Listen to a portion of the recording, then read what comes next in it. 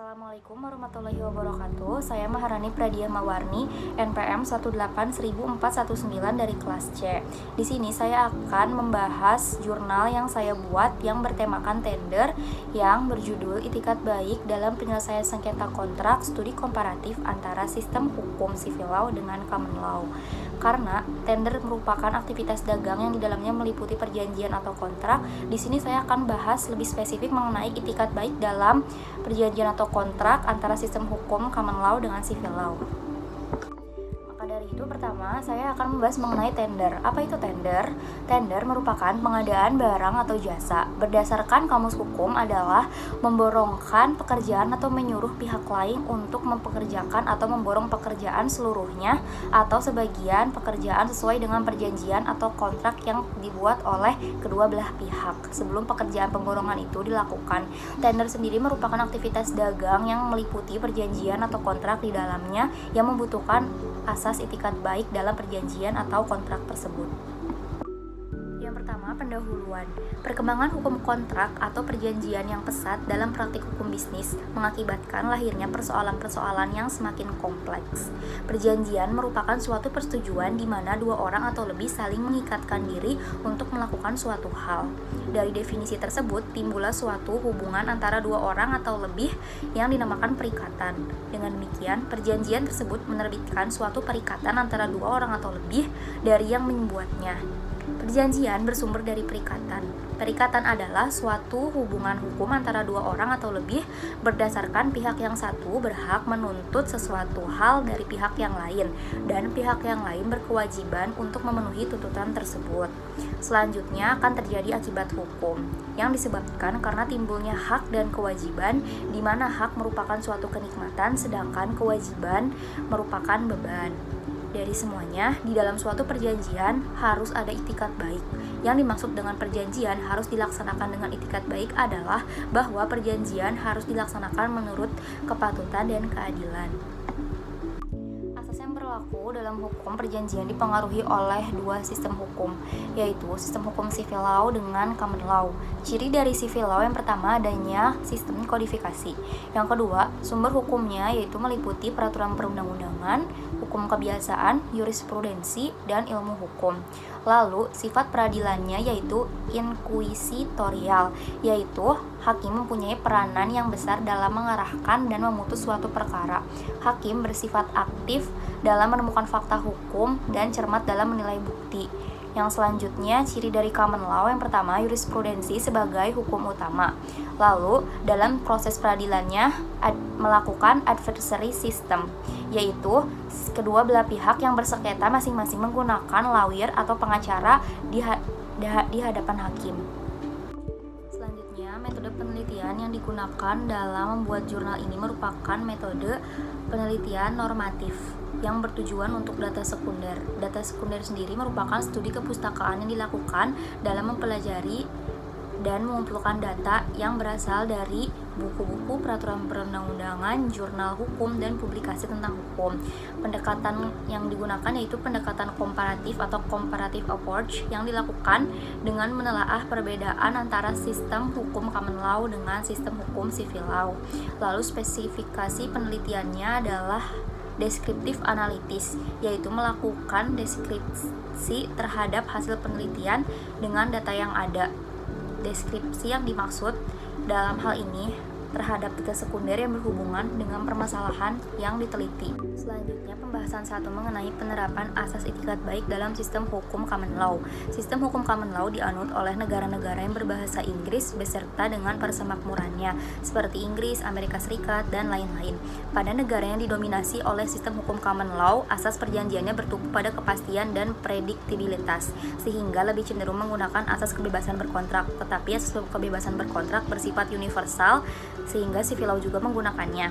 Negara yang menganut sistem hukum common law yang melihat itikat baik bukan dimulai dari prakontrak melainkan dari isi kontrak.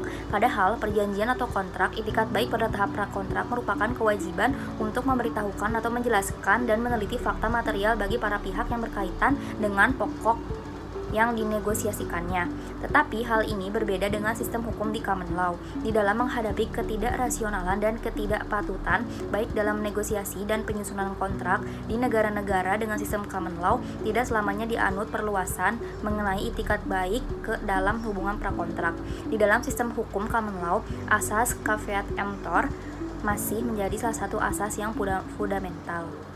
Hukum di negara Amerika Serikat berpendapat bahwa itikat baik hanya ada setelah kontrak ditandatangani. Dalam sistem common law, arti itikat baik tidak lain adalah kejujuran dalam perilaku atau kejujuran dalam bertransaksi dagang. Termasuk di dalamnya adalah kejujuran dalam fakta dan penghormatan terhadap standar-standar dagang yang wajar dan transaksi dagang yang jujur.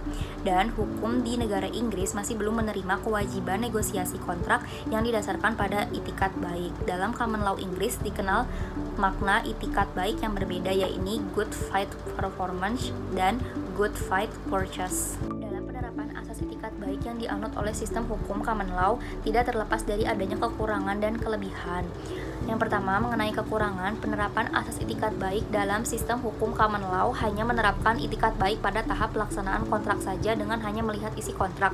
Padahal dalam perjanjian atau kontrak, itikat baik pada tahap prakontrak tersebut sangat penting untuk memberitahukan atau menjelaskan dan meneliti fakta material bagi para pihak yang berkaitan dengan pokok yang dinegosiasikan tersebut. Lalu untuk kelebihannya, untuk menghindari adanya salah satu pihak yang mengadakan negosiasi yang setiap saat dapat menghentikan negosiasi tersebut dengan alasan apapun juga tanpa suatu tanggung jawab. Pembahasan 2. Penerapan asas itikat baik dalam sistem hukum civil law. Itikat baik dalam hukum kontrak Romawi mengacu kepada 3 bentuk perilaku para pihak. Yang pertama, para pihak harus memegang teguh janji atau perkataannya. Yang kedua, para pihak tidak boleh mengambil keuntungan dengan tindakan yang menyesatkan terhadap salah satu pihak. Dan yang ketiga, para pihak mematuhi kewajiban dan perilaku sebagai orang terhormat dan jujur walaupun kewajiban tersebut tidak secara tegas diperjanjikan. Sistem hukum civil law bertumpu pada tujuan hukum keadilan, maka tidak mengherankan jika asas yang mencolok di sini adalah asas itikat baik dan kesepakatan. Di negara-negara maju yang menganut hukum civil law, pengadilan memberlakukan asas itikat baik bukan hanya dalam tahap penandatanganan dan pelaksanaan saja, tetapi dalam perundingan juga. Itikat baik dalam kontrak dibedakan menjadi itikat baik prakontrak dan itikat baik pelaksanaan kontrak. Bentuk itikat baik dalam hukum kontrak Romawi bermakna bahwa itikat baik adalah suatu tindakan atau perilaku yang diharapkan dari seorang yang terhormat atau jujur yang diminta dalam setiap bentuk transaksi. Itikat baik tersebut tidak hanya mengacu kepada itikat baik para pihak dalam perjanjian, tetapi harus pula mengacu kepada nilai-nilai yang berkembang dalam masyarakat. Selanjutnya, contoh dalam perjanjian yang menggunakan asas itikat baik yaitu tender atau pengadaan barang jasa pemerintah.